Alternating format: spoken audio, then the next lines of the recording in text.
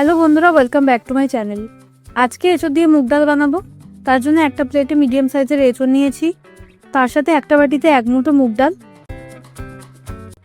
2টো ছোট আলু নিয়েছি। রান্নাটা সর্ষের তেলে করব, খুব বেশি জিনিস এই রান্না ইউজ করব না। সিম্পল রান্না, কিন্তু খেতে খুব ভালো লাগবে। ডালটা 1-2 বার ধুয়ে নিয়ে আবার ডালে জল দিয়ে ভিজিয়ে রাখি।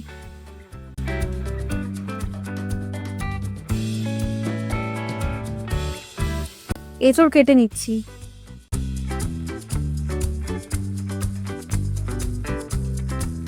এঁচড়টা 2 ভাগ করে কেটে নেওয়ার পর দেখো কতটা আটা বেরোচ্ছে। আটা যাতে বেশিরভাগটা বেরিয়ে যায় তাই জন্য জলের মধ্যে ভিজিয়ে দিলাম, যাতে আটাটা বেরিয়ে যায়। কিছুক্ষণ ভিজিয়ে রেখে তারপর কাটছি। কাটার আগে দুটো সাইড ঘষে নিলাম, যেরকম আটা জাতীয় কোনো সবজি কাটলে এন্ড পোর্শনটা করি। দেখতে পাচ্ছ আটাটা বেরিয়ে গেছে আর কাটতে সুবিধা হচ্ছে। এবার খোসা ছাড়িয়ে নিচ্ছি আর ছোট ছোট করে কেটে নিচ্ছি। খুব ছোট সাইজ না চাইলে একটু বড় সাইজ করেও কাটতে পারো, আমরা ইউজুয়ালি এরকম সাইজই রাখি। ছোট ছোট করে কেটে জলে ভিজিয়ে রাখছি। পুরোটা কেটে নিলাম। 2-3 মিনিট মতো জলে ভিজিয়ে রেখেছিলাম।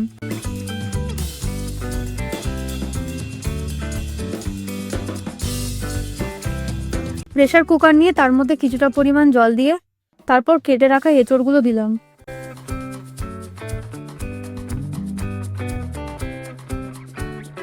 এরপর নুন দিলাম, হলুদ গুঁড়ো দিলাম। সর্ষের তেল দিয়ে কুকারে ঢাকা দিলাম। 2টো সিটি মেরে নেব। মিডিয়াম সাইজের আলু থেকে খোসা ছাড়িয়ে নিচ্ছি।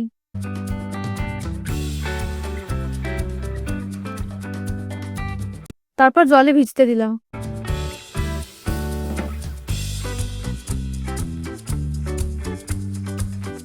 আলু জল থেকে তুলে নিয়ে আর একবার ধুয়ে জল ঝরিয়ে একটা প্লেটে আলু আর জলে ভেজানো ডাল রাখলাম। প্রেসার কুকারে 2টো সিটি মারছি। সিটি মেরে নিলাম। কুকারে ঢাকনাটা না খুলে আরো কিছুক্ষণ এমনি রেখে দিলাম। যদি সেদ্ধ কম হয় তাহলে এই ভাপে কিছুটা সেদ্ধ হয়ে যাবে আরো। এরপর গ্যাসে কড়াই বসিয়ে গরম করে তাতে 1 টিস্পুন গোটা ধনে, 1 টিস্পুন গোটা জিরে, 2টো এলাচ, 2টো লবঙ্গ, একটা ছোট দারচিনি দিয়ে শুকনো কড়াইতে কিছু সেকেন্ড ফ্রাই করে নিচ্ছি। পুড়ে না যায় তাই জন্য কন্টিনিউ কিছু সেকেন্ড নেড়ে নিচ্ছি। ফ্রাইয়ের সময় সুন্দর একটা গন্ধ বেরোয়। দেখতে পাচ্ছ হালকা ফ্রাই হয়ে গেছে, সবটা শিলে ঢেলে দিলাম। তার সাথে দিয়েছি কাঁচা লঙ্কা আর আদা। কড়াইতে কিছুটা পরিমাণ সর্ষের তেল দিয়েছি। তেল গরম হয়ে গেছে।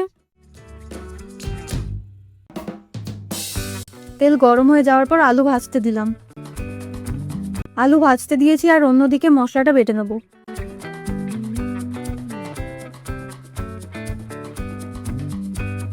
অল্প জল দিয়ে মশলাটা বাটবো। মশলাটা মিহি করে বাটছি।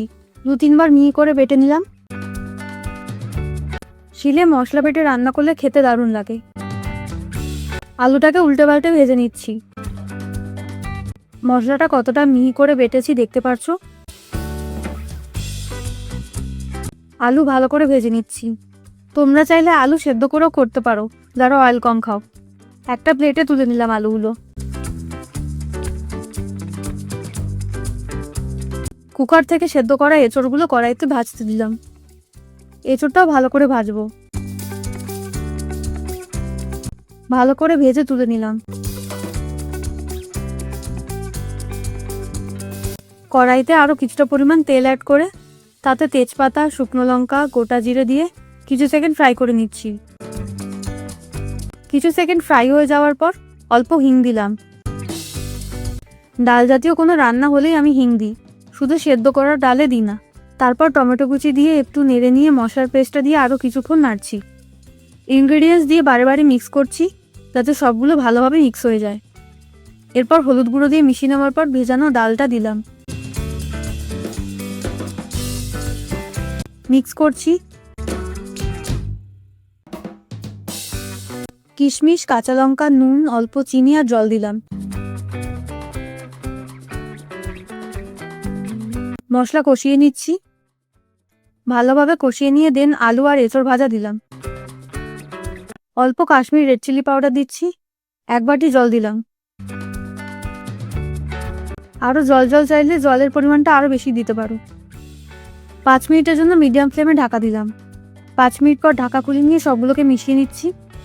অনেকে ঘি ইউজ করে লাস্টে এঁচড়ের রেসিপিতে, বাট আমি এখানে ওটা দেব না। তারপর গ্যাস অফ করে 2 মিনিট এমনি রেখে দিলাম, তারপর নামিয়ে নিলাম। আজকের রান্না রেডি। রান্নাটা ভালো লাগলে লাইক শেয়ার কমেন্ট করবেন আর সাবস্ক্রাইব করতে ভুলবেন না।